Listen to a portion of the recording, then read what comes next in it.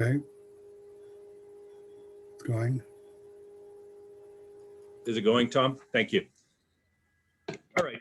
So many of you know that the Secular Hub was created back in 2013 and conceived as a space for secular individuals and organizations in the Denver area, place for them to congregate. Since that time, they've rented a space at the corner of Downing and 31st Street in Denver and have been successful in growing their membership considerably, especially after the Denver Post ran a front page expose on them in July of 2017. Hopefully a lot of you saw that when that came out. Well, I had heard rumors that the Hub, actually their space they were renting, that they might have to leave that. And last fall I met with Hailey Lair of the Secular Hub by phone, and she happened to mention that the Hub was planning on vacating their space in Downing, and we're actively working to raise funds to buy a large permanent space that could be a permanent community center and resource for all secular people and organizations in the Rocky Mountain region. And that I found very intriguing, and I thought that other humanists, including in our Jefferson Humanist group, might like to know about the Secular Hub's plans. So tonight we have 3 members of the Secular Hub's Relocation Committee who are going to share their vision and more information about this new secular space. So they are Barb Sannwald, who is the chair of the board of directors. Barb's been involved in the secular community in Denver since 2007. She's one of the founders of the Secular Hub and the current chair of its board of directors. We also have Paul O'Brien, who is the current treasurer at the Secular Hub. And then the third person that's joining us is Linda Spangenberg, who is a Secular Hub member. She's been a member with them for 3+ years, but she also is a Jefferson Humanist member, has been with us for a little over a year. Linda says, it was the offer of free coffee and conversation that led me to discover my extended family at the Secular Hub one Sunday morning. That led to finding other groups of kindred spirits, and I'm so pleased to have met y'all. I'm determined to help find a space for our community to call home. And I really appreciate that. And I know that as Jefferson Humanists, we've talked about a space. We're not ready to make that move, but I am very intrigued by the Secular Hub's idea of a greater community center for the full Rocky Mountain Front Range. So I'd like you to please join me in welcoming Paul, Barb, and Linda. Thank you.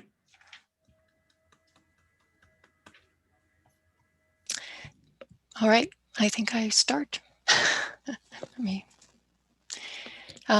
So some of you already know me. I'm Barb. As Matthew mentioned, I'm one of the founders of the Secular Hub and also the current chair of the board of directors. 10 years ago, more than 10 years ago, we had several active secular groups in the Denver area, and I belong to several of them, including the Humanists of Colorado, Denver Atheists and Freethinkers, Denver Atheists, and we would meet in restaurants and churches and people's homes. As an example, the Humanists of Colorado would hold its monthly meeting in a Unitarian Universalist church. And we paid rent once a month to use the space. That was a nice arrangement, although sometimes we get bumped from the space due to some other event occurring there, or sometimes somebody would walk into our meeting and think it was a different event. Anyway, we'd every month also need to pack up all of our stuff and take it to the church and unpack everything, and then load it up and take it home again. So over time, we thought, wouldn't it be great if we had our own space that we had sort of control over and we could decorate it the way we wanted? And so we started thinking about that. And then in 2012, we started really seriously working toward that. We wanted to create a space where various secular groups could meet. And we hoped that having this place would help these various organizations grow themselves and also facilitate coordination between the different groups. So we put together a group of founding donors to help us get started.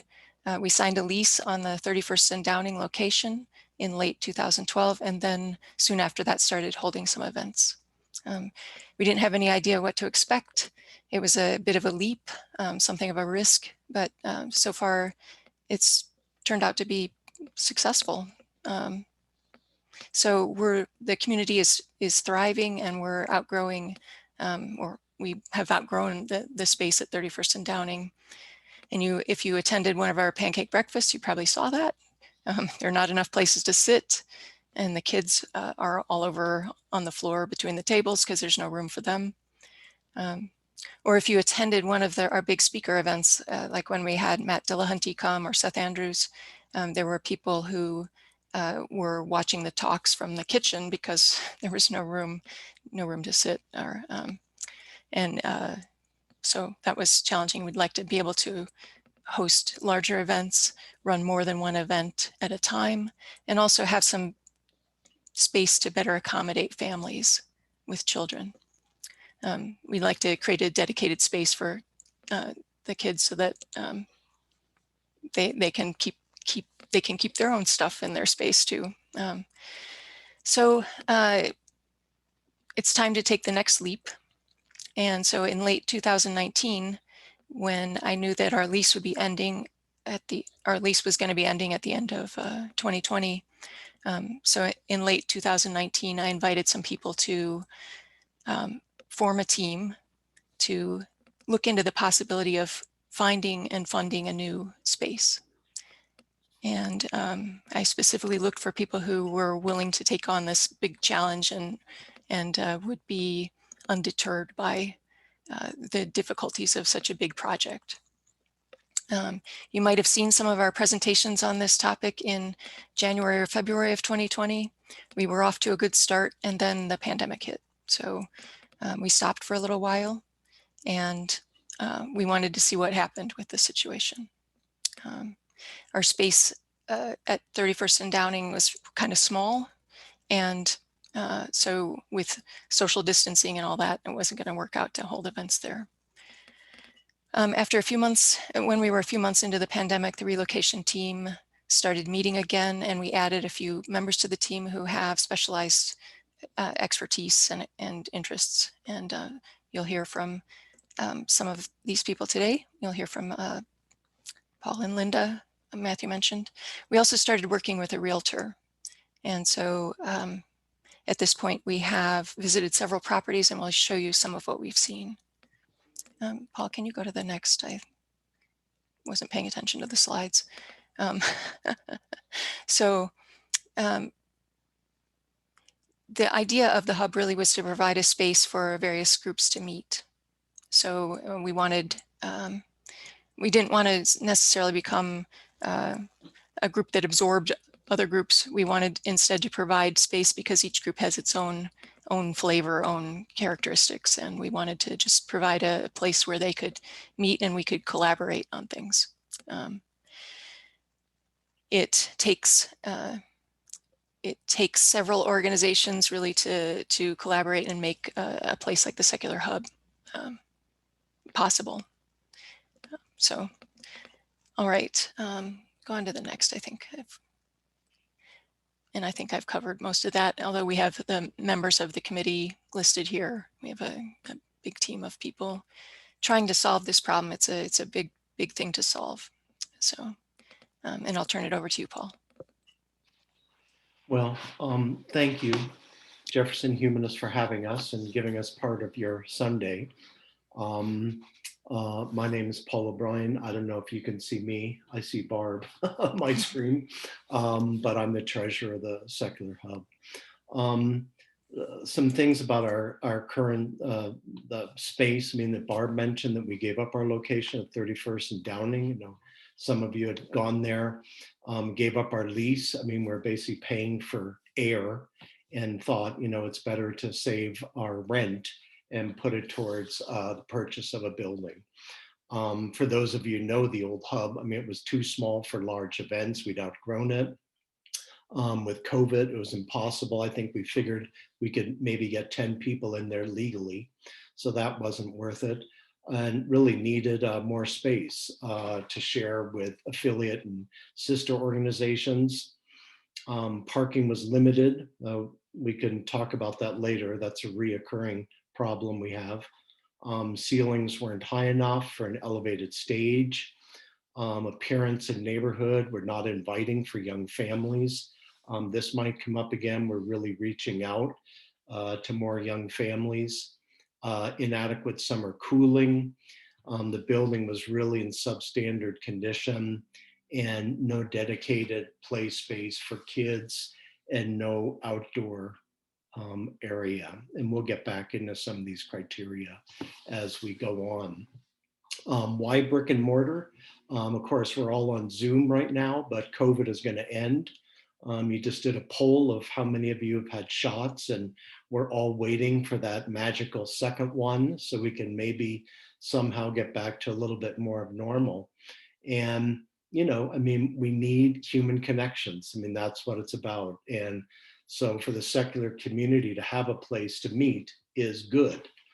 That second bullet point, a safe and accepting place for all Denver Metro and Front Range secular organizations to meet, hold events, and call home. And of course, we put all in caps because we really want this to be a Front Range effort. Physical space adds to the credibility and legitimacy of the secular atheist community.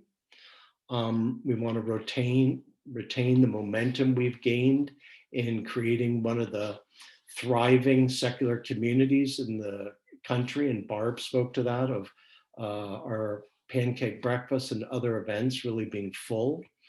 And it's really a critical time for secular activism, volunteerism, providing community support and organization.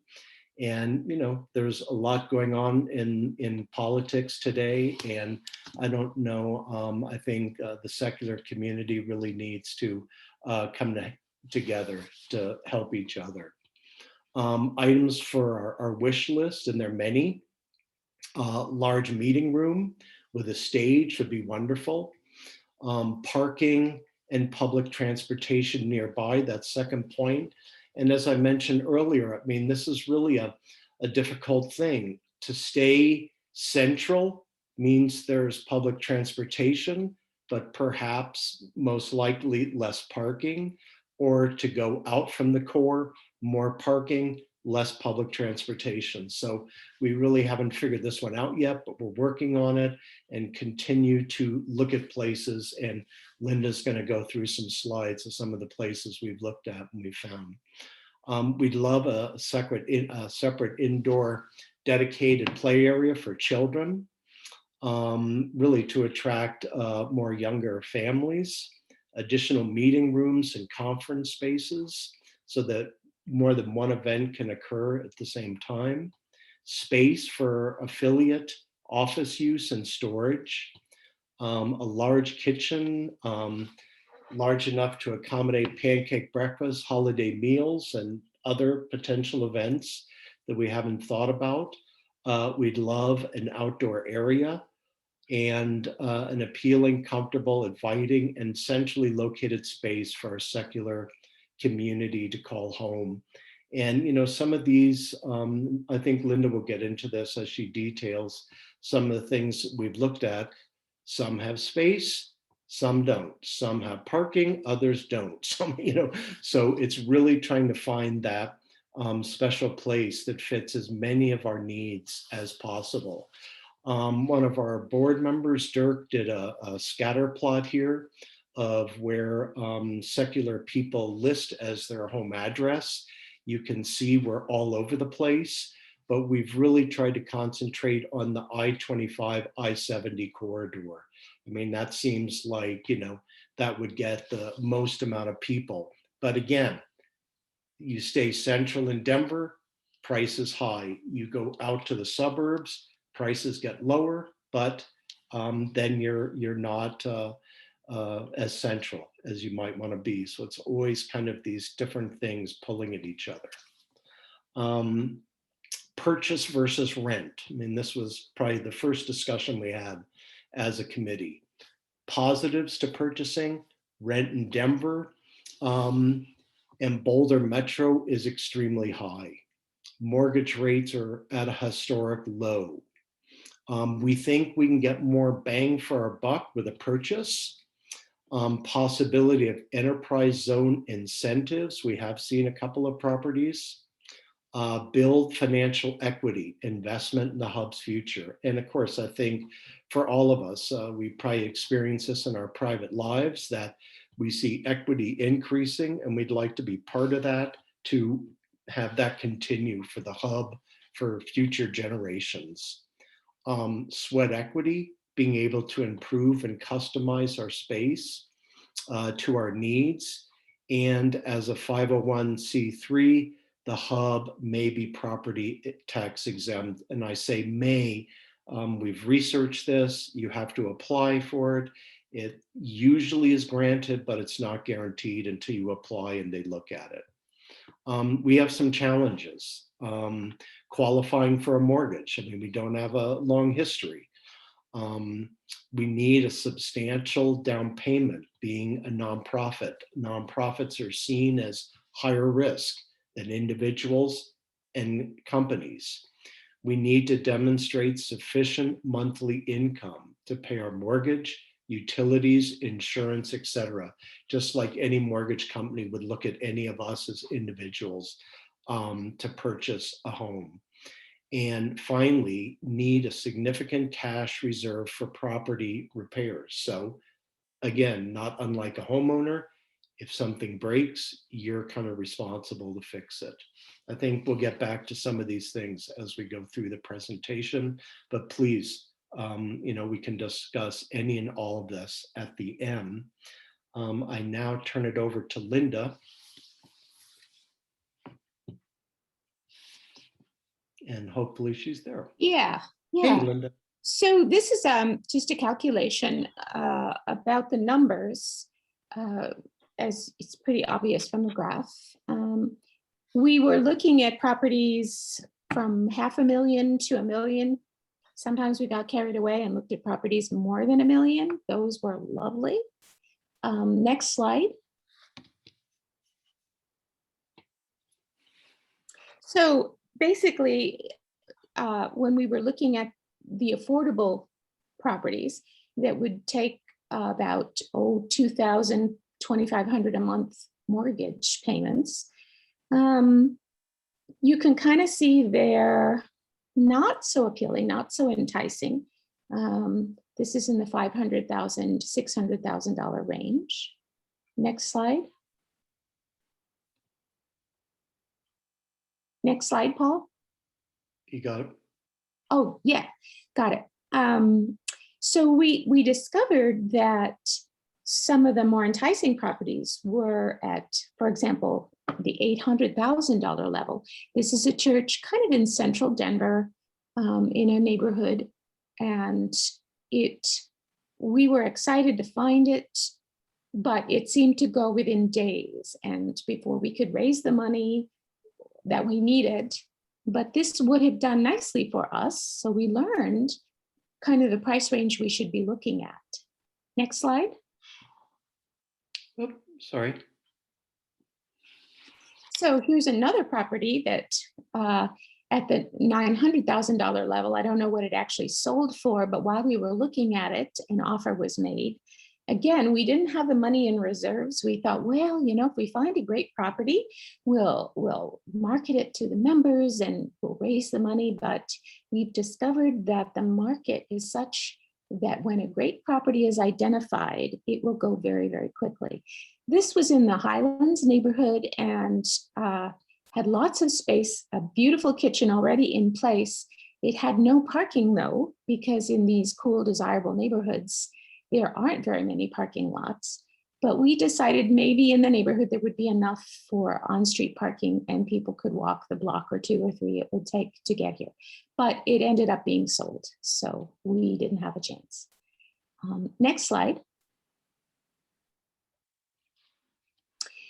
This was kind of one of our fantasy properties. It was up in Westminster, kind of close to where I-70 and 36 cross. It was on a lot of land, 2.17 acres, and it had about 10,000 square feet on one floor. It was a former Episcopal church. It was on the market for good 2 or 3 years. And I think we were very enticed to see if we could raise the money for it. But given that it's above $1 million, we didn't raise that much money before it too went under contract. Next slide. So what's available now? Well, we consider everything: industrial, office, medical, hospitality. They're all the categories of buildings. This one is 2121 South Sheridan. It's a former nightclub, and it's definitely in the price range at $750,000. That's something that we feel we've got the money maybe to buy it, but it needs a lot of remodeling on the inside. It's on like 0.67 acres, and there's lots of parking, maybe 50 spaces on the 0.67 acres, and maybe 100 parking spots nearby. It's not exactly on Sheridan, it's a little off Sheridan, so it's kind of tucked away. But the renovation inside will be major. The sweat equity will be major on that. So that's on our short list right now. Next slide. We just looked at this property last week. It's the former Arapaho House, where women would live there for a while for treatment for alcoholism. So there are a lot of small rooms inside. It would take a lot of remodeling. We probably could get it for less than $850, maybe around $800, maybe even in the high sevens. It's limited by parking, only 8 spaces on the premises. And the neighborhood parking, we can find it, but it might require walking 2 or 3 blocks. And again, a lot of remodeling would have to occur, but this is on our short list as well. Next slide. This is on our short list, Fern Hall. We were looking at it when it went under contract, and then we checked later it went off contract. So we took a closer look.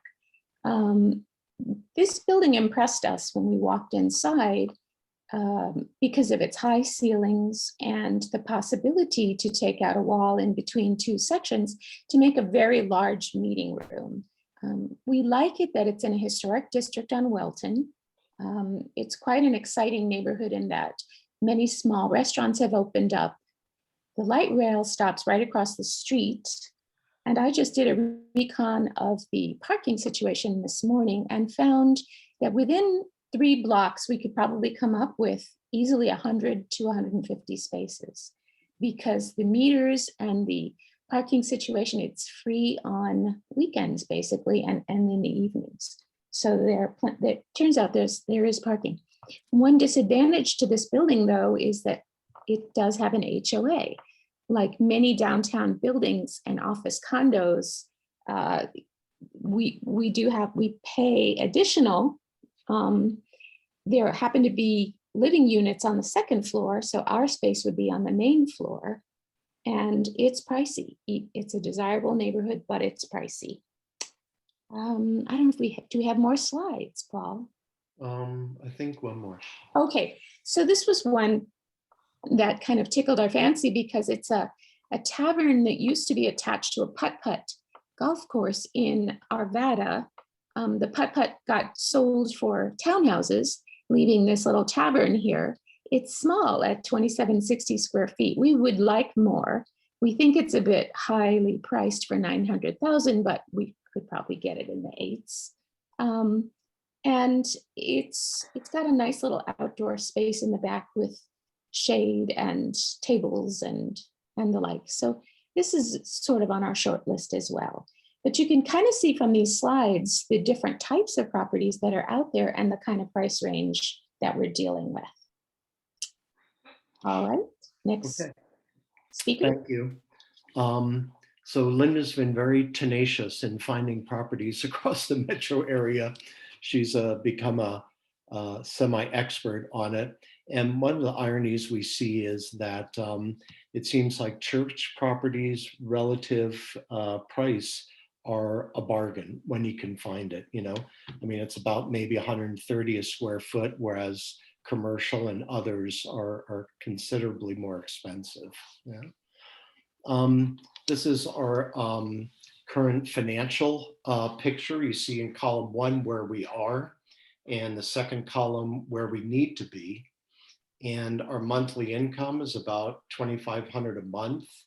And we really need to increase that to $4,500 to $5,500 minimum a month. So, I mean, this is quite a challenge for us to enable us to get to that level. Second column or second row, our building fund cash.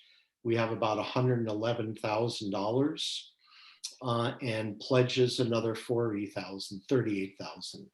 So we have about $150,000 cash, and we really need to be at about $255,000 to $285,000 for a down payment.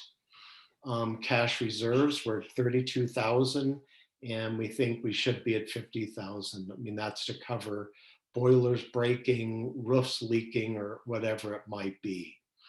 Currently, the hub has about 245 members, and this goes back and forth a little bit, goes up and down, but that's a pretty good steady number as it's been throughout the pandemic.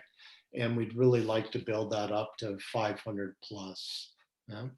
And hopefully we can find a building that would be, you know, enticing for more people to join us. We've had a major donor opportunity in our quest to find a permanent location. We do have an individual who's come forward with $600,000 in funds to help us do an owner carry mortgage. So this would be that person, what should I say, not giving, but using $600,000 of his funds that we would then pay back. He's thinking about doing this through a 1031 land exchange, and I won't get into the technicalities of this, but it's basically when you sell a property, instead of paying capital gains, you can roll it over to a new property. And so that's what he's interested in doing. We need to be able to fundraise funds to increase our income as soon as possible in order to take advantage of this offer. So, I mean, this has really got us excited. One of the reasons we're so happy you invited us here, to really see if we can not match that amount, but put a large chunk of money to it in order to buy something. We're closer than we've ever been in the past. So how do we get there? And how can you help? Next. One thing that we are trying to do is we have worked toward increasing contributions from our members. So our members generally pay an annual or monthly amount of dues, and getting them where they're able to increase that. We have set up a GoFundMe, which is active and out there now and can be shared on social media.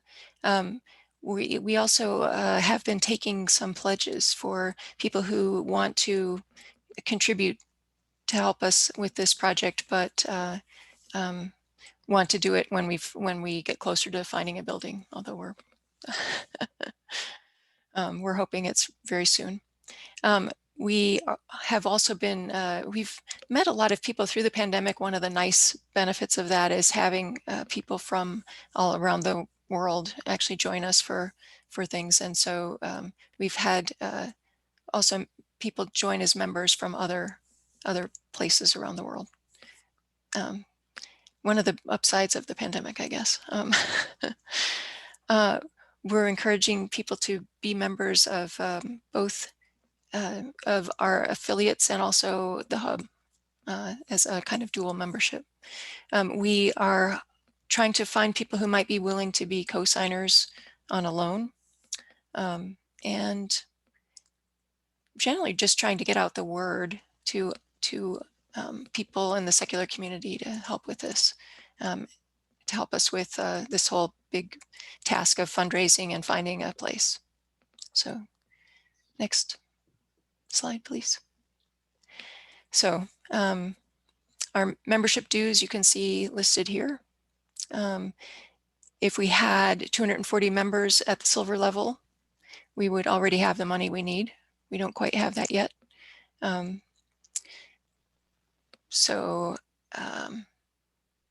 I think I mentioned all these things on the previous slide already, so let's go on. We intend to recognize donors with we're not sure of the design yet, but you can get an idea of with the donor wall, recognizing people who have contributed to this project. So I'm the one, if you would like to contribute to this and make a pledge to this project, you can email me and let me know, and I'll add you to our list. Okay, next. Another thing that we will need help with is for most of these places, we will need help just getting them maybe painting or putting in or taking out walls. That's probably in the case of many of those that have offices and things. We'll need help with some of the remodeling kind of work. So if you have expertise in any of those areas, that's another way to contribute. So let us know. Relocation at secularhub.org. You can contact us and let us know how you'd like to help. So at this point, we'll take any questions. Thank you, Barb, and thank you, Paul, and thank you, Linda. I would certainly, and you might certainly want to go ahead and go to gallery view now. You can see everybody. So I haven't had any questions that have come through the chat, but certainly if anybody has any, please submit them. So I think they did a good job. But one of the questions I first had was, hey, how do we, help out? And one of the ways is becoming a member. And I can tell you, Trace and I are members of the Secular Hub. I will admit, we haven't really participated in a lot of the Secular Hub's events, but quite frankly, I do support. Yeah, I do support what they do, and so I would encourage any of you who are interested in that to go to is it secularhub.org, Barb? Correct. And so if you go to secularhub.org, you can find out about membership. And as Barb said, if they can get 240 people at that higher level, that can make a difference. But if you can get 1,000 at the lower level, that can also make a difference. I've put in our chat the actual site for donating for the GoFundMe, and I would encourage any of you who are interested in donating there. One of the things Trace and I were talking about it, we already knew we were going to donate to the Secular Hub. Well, we actually have decided we are going to donate $1,000 towards their fund.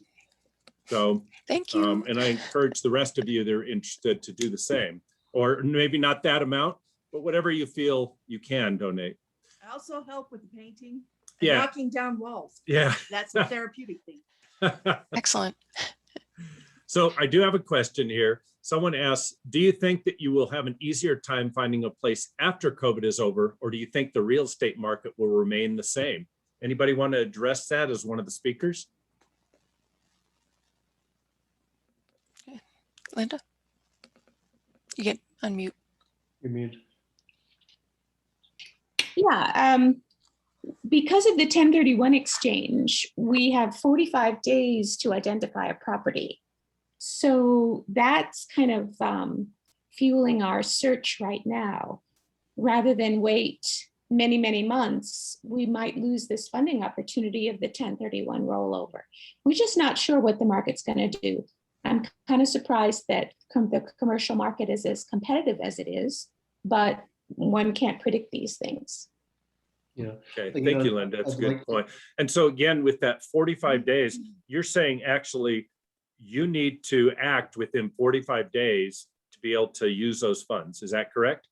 Yeah. But we need to identify a property within 45 days. And then once a property is identified, we have longer to close. But we Got have to it. put down money on a property, make earnest money, make an offer within 45 days. What is it that has the 45 days? Is it your organization or is it that person with the 600,000? It's the federal government's requirement for a 1031 exchange. So basically it's his situation that if he's going to roll over the funds and that clock started ticking on Friday, then he has 45 days to come up with the 3 properties that could work for him, or he has to pay capital gains tax. Right. So is he going to buy a property and then how does that relate to what you're doing?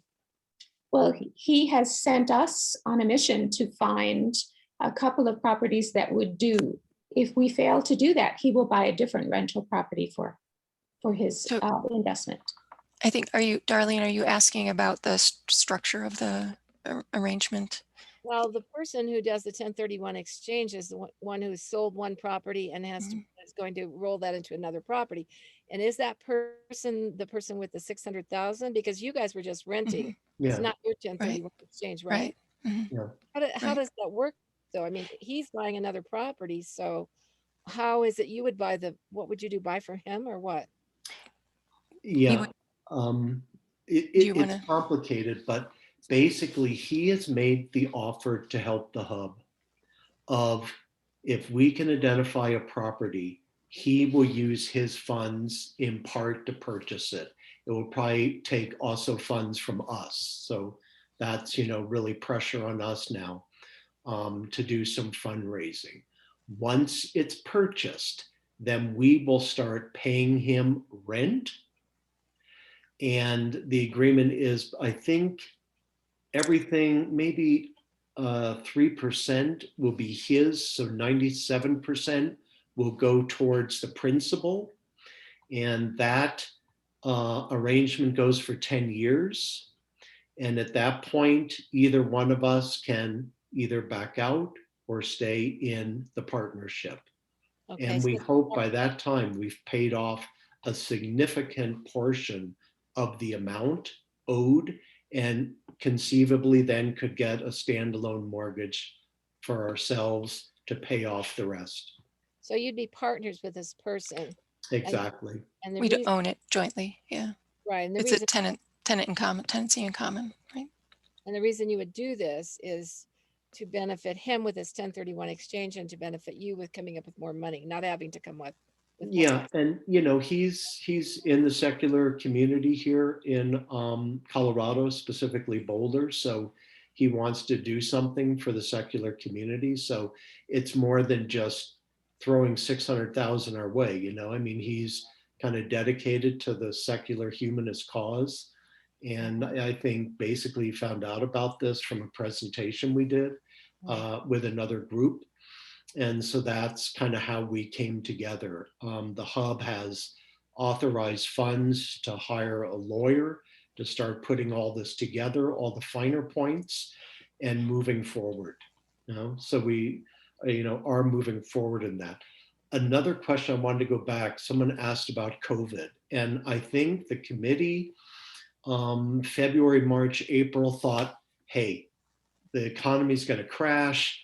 Businesses are going to go out of business, et cetera, and there's just going to be this flood of real estate on the market. There have been things coming out on the market, drip, drip, drip, and Linda's always, on top of that. But what we've seen is it gets scooped up fast. Everything we've looked at has now pretty much has an offer on it, except for a couple of the slides she showed. The one on Welton and the one on Sheridan, I think, is still up. So, I think at the beginning of the pandemic, it was really doom and gloom and everything's going to fall apart. And there's just you can pick up everything 10 cents on the dollar. That's not the case in Denver. It's just a big enough, dynamic enough real estate market that, yeah, some places are folding, going under, but they're being scooped up by others. Linda, I don't know if you want to, confirm that or contradict it. I know you've really been at the core of that.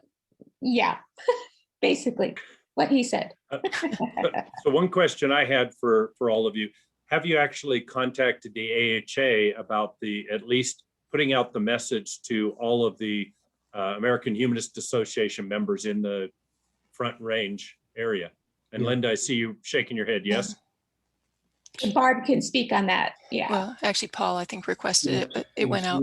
We've applied for the small AHA grant. I think, well, you sent out a thing that went out to AHA members. Yeah, and we sent a thing to Washington, and they sent it out to all their members across the country. I don't have a date. I'd say maybe 4 months ago. Got it. Paul, if you can do me a favor, I'm an AHA member. Could you please send me that announcement? Yeah. I do not remember seeing that come through. And, and quite frankly, I would encourage you to put out another one, especially now you're running into time limits for this exchange. Yep. I don't have anything else in the chat, but I'm wondering if anybody has a question they want to verbally ask. Anybody want to raise their hand, ask a question? So, Go ahead, Robin, Lindy.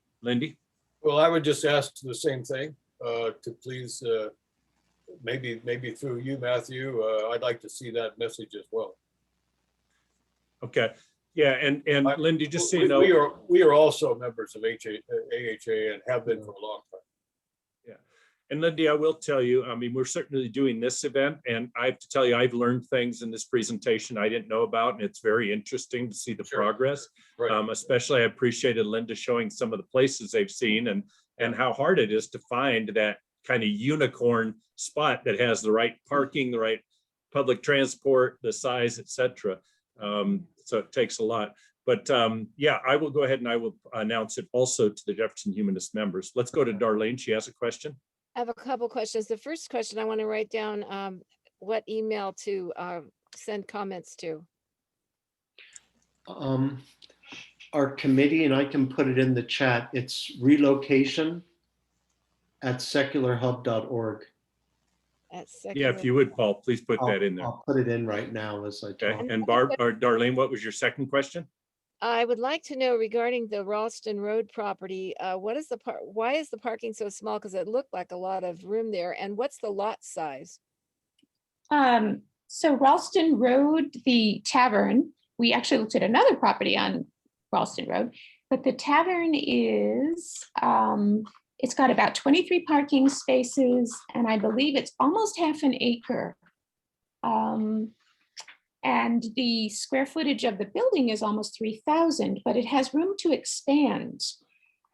So other rooms could be added on, meeting rooms and such. So that's why we're kind of interested in it, is because it's almost a half an acre of land, I think. It's pretty far east, isn't it? It is at 8591 Ralston Road. Well, that's the other one. It's at like 10480 or something like that, Ralston Road. Tracy said she thinks it's at Oak and 64th, or Oak and Ralston Road, kind of where it starts to curve it from Ralston Road into 64th. I drive by it almost It's every right day. in the curve. Yes, that's exactly right. For those of you familiar with Arvada. I think Did you look at it? because you're north. It would need a kitchen too. Would It need would a need a- kitchen. Well, All right, Darlene, do you have another restaurant. question or a piece of that question? I was just saying that I think it's a good location because it's on the way to Boulder for the Boulder people. And it has acreage, it has, space outside, kids could play, etc. I think you're going to go into owning a property for the long term. I don't think you should pick something that doesn't have those things. You know what I mean? Yeah. And it has a putt golf course on the backside too, right? Not anymore. Not anymore. That's Not anymore, sorry. Okay. Darlene, I put in the chat how to connect to us. Yeah. Okay. So one thing I was curious, Linda, I know you guys certainly, you have a realtor, you guys are keeping track of what comes up. And I guess one of the things I'm wondering, you've shown us a lot of your criteria. Do you have a one sheet of your criteria? Like it needs to, you've talked about has to be I-70 and I-25 somewhere fairly close to that. I know this Ralston one is not quite there, but if you had kind of a one sheet that said some of your key things, we could share it with our people, and maybe somebody sees something in driving around, they could at least pass to your relocation at Secular Hub. Would you be interested in that or not? Well, certainly we could share that, but we have actually realized that we have to be open and we have to be flexible. So I would encourage everyone, if you think that this property could work, no matter where it is or what it is, please let us know, because we're thinking outside the box, outside of our list, to see if we can come up with all manner of possibilities. Great. Okay. We've come to just short of 5 o'clock. Does anybody else have any last questions? Raise your hand. Okay. Well, I know a lot of us are muted, but thank you very much to the Hub. Everybody give you a visual clip. Thank you very much, Barb and Paul and Linda. Very interesting to see what you're doing. And I hope that we can help you be successful, at least gain some more funds there. So what I'd like to do before we end is I'm going to go ahead, as we usually do. I'm going to pass it on to find out about our next month's meeting. So David, if you'd like to take that over, please. Thank you. Hi, everybody. I'm going to announce next month's talk by introducing the topic first. The issue of transgender athletes participating in traditional girls' and women's sporting events has been in the news over the past few years because of unprecedented record-smashing achievements in elite championship competitions in disciplines as diverse as cycling, wrestling, weightlifting, and track and field, to mention a few. Indeed, as it stands, the International Olympic Committee rules will allow transgender athletes to compete for some of the highest awards for athletic excellence, the Olympic medals.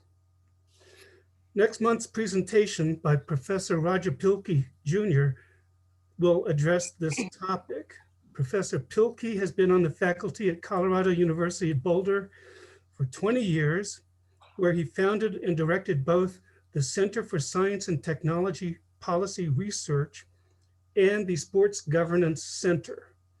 He teaches and writes on a diverse range of policy and governance issues related to science, technology, environment, innovation, and sports. Professor Pilkey will give a talk entitled Science, Sex, and Sport. So please join us for a stimulating exchange of ideas next month. Thank you. Sounds great. Great, thank you, David. And one last thing, Tracy did remind me that she'd like me to add. So our Humanists Helping Humanity, we certainly are trying to get back up to speed and doing more to help our community. And one of the things is that we are meeting monthly on the second Tuesday of every month at 7 p.m. If you're interested in the social action side of things, please join us. And that's where we can come up with ideas for things we can do. We're working right now on a what do you call it? We're working right now on a potential gardening project, but then we'll also be taking up LGBTQ youth in June and hopefully a food drive in July. So we're always looking for people who want to help out with those kinds of things so that we can have a nice, successful events. Yeah, so thank you for that last little announcement. If you have any suggestions, HHH at jeffersonhumanist.org. So thank you all. We're really glad you joined us. Thank you again to our speakers and our visitors. You have a good evening. Thank you.